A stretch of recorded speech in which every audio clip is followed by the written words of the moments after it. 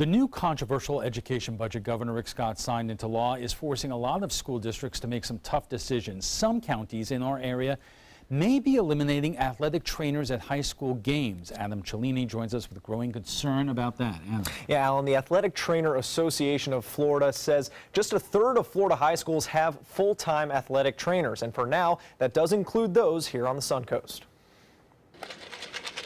Kevin Eichhorn has been on the sidelines of Booker High School athletics for 15 years. I'll see 15 to 20 kids a day. Injury assessment, physical therapy, and occasionally hydration, all falling on the shoulders of one man players affectionately call Trainer Kev. I get, responses all the time.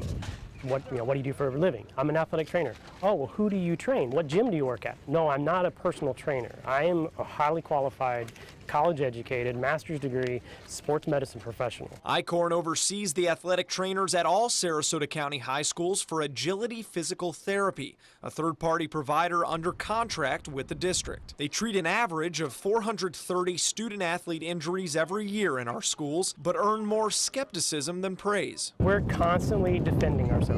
I feel like we constantly defend what an athletic trainer is, what an athletic trainer does. He's not alone. Pasco County schools nearly started the year without trainers after Florida Hospital canceled its contract to finance the service. And Hillsborough County could be in a similar boat after their provider, the University of South Florida Sports Medicine Institute, was denied $2.4 million in state funding. It always makes the hair on my neck stand because I'm afraid at some point, we could be on the chopping block. Putting the squeeze on our local education dollars is this year's new education law, which among other things will require districts share capital dollars with charter schools. Manatee County loses $4.4 million in year one, and in Sarasota County it's more than double at $9.3 million. This is the worst bill I've ever seen because it's all encompassing. It hits our operating budget, it hits our capital budget.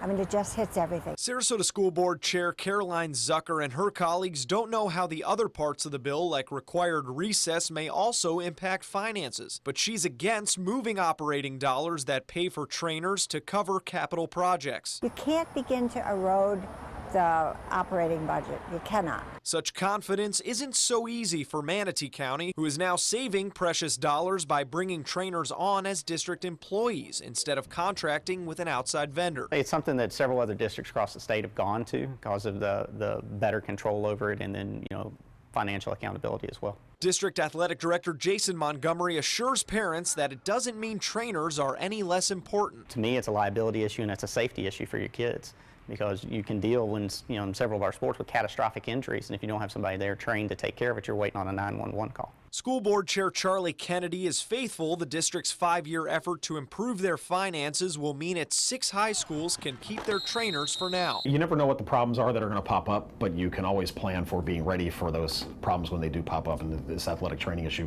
potentially could be one. We'll see. And if it feels like a choice between teachers and trainers, Eichhorn hopes leaders consider all the angles. Don't look at it as just the bottom line. Look at it as your risk assessment. What is the risk of not having an athletic trainer there? And Alan, Sarasota County, currently spends $312,000 every year for its trainers, and Manatee County is now spending around $240,000 every year for their 6 high schools. Adam, thank you.